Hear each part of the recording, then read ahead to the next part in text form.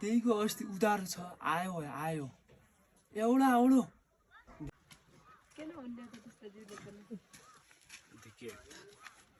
आगे हम तो 20 रुपया का जोई बाटी धौधौरी मागेछि ओए छोराले बेलुका छोरी लुकेर है एक सुर्ती दिनु त छिटो दिनु के ढिलो छ ए भित्ता भित्ता तिर्नु मेरो गोप्य कुरा धेरै छ तिरो उधारो धेरै छ भित्ता चम्का हो त के टना टनी के तुइले उधारो चम्काइर तुइले उधारो खाइ धम्काइर बस देबो न सपार बुझाए आइए ठक्क म अनपढ हुँ र बुझ्दैन बुझा उधारो खाइकन मलाई उगाडी दिन्छ के सुति न छोड्दैन तल 1 रुपैयाँ पनि छोड्दैन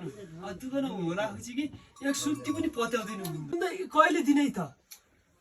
तिमी चिन्ता नगर भोलि 18 गते पुनी छ एक 4-5 हजार जोइले राखी छ एक 4-5 हजार जोइले राखी छ ती ल्याउला र नाना एकचोटी दिलु न अनि अरु के त त्यस्तै त हो त तुइले दिउला भने कति भयो कति पुनी आया कति भ्या आया खाने मान्नु न कति भ्या आउँदा कति पुनी आउँदा तुइले दिउला भन्दै भाउ डुबाइली लबाडी कति लबाडी कहिले दिने है त अब के त साउजी लबाडे चाहिँ नै भयो स्याउ बेचिकन दिउन भोलि भदौ कात्तिक हो नि बेलुका माथिबाट आया तिमी सबैले देख्यौ बेङ्की बङ उठाएर स्याउ झाडिलो अब उ गरौँ हो अब आलु हन आलु भाडा भन्दा नि त भाडा आलु बोया हौ सिमी पनि हाली हौ बेली भोलि नाना नालीपाथी आया पै चोरिकन ल्याउन र चुन्नेलाई मु चुटुन आपै जोइकन तले घोटाल गर्नु न माथि चुटुन नालीपाथी ओडा चोरुन ने दिउन तिमी त उइ जे गरे ने प्लेटको हिसाबले गेडा बिक्ता तिमीमा उ रुपैयाँ त हो नि त दे हुनु पनि हो भाइ मुकन गेडा चाहिने रुपियाँ पो के चाहियो जे गरी सिमी किन्नु पर्दो हो त्यहीले गेडा दिए पनि ठिक छ उही गरी बेने त हो त